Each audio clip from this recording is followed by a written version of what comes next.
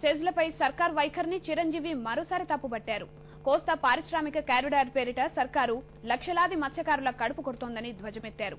విశాఖ జిల్లాలో ఆయన ప్రజా అంకిత యాత్ర ఉత్సాహంగా సాగుతోంది.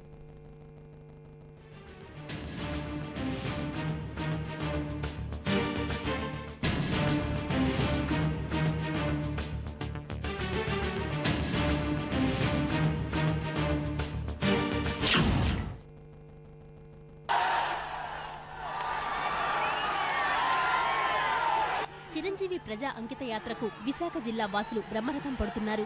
తగరపు వలసలోని అవంతి కళాశాల ప్రాంగణంలో మొక్క నాటి జిల్లాలో యాత్రకు చిరు శ్రీకారం చుట్టారు.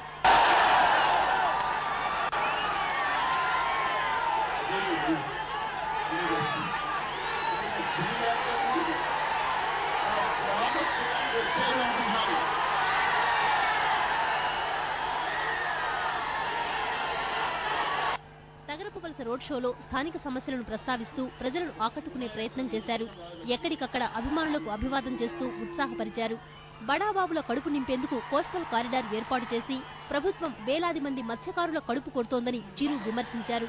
పాలకులు ప్రజా సమస్యలు తీర్చలేనప్పుడు రాజకీయ శూన్యత ఉన్నట్టు కాదా అని ప్రశ్నించారు.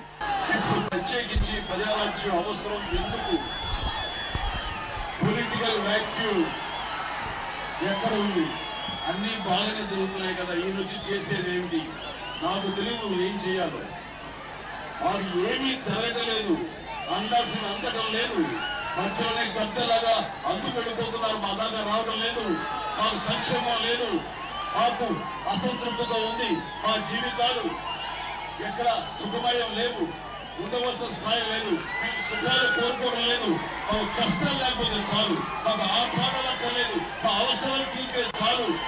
మంచి నీళ్ళు లాంటి అవసరం లేదు. ఈ పరిస్థితిలో మీ నుంచి అసహనం నిస్సహాయత ఉండే ఇది పొలిటికల్ వ్యాక్యూమ్ కాదా? ఇలాంటి వాళ్ళ కుటుంబ సభ్యులుగా నేను నాకు ఆంధ్రప్రదేశ్ ఒక కుటుంబంలాగా నేను బాధ్యత తీసుకోవడానికి ఈ రోజున ప్రజా రాజ్యం అంటూ మీ గుండెలోనే చెప్పుకుంటున్నటువంటి రాజ్యం ప్రజా రాజ్యం. మత్స్యకారులు ఇక్కడ విపరీతంగా ఉన్నారు.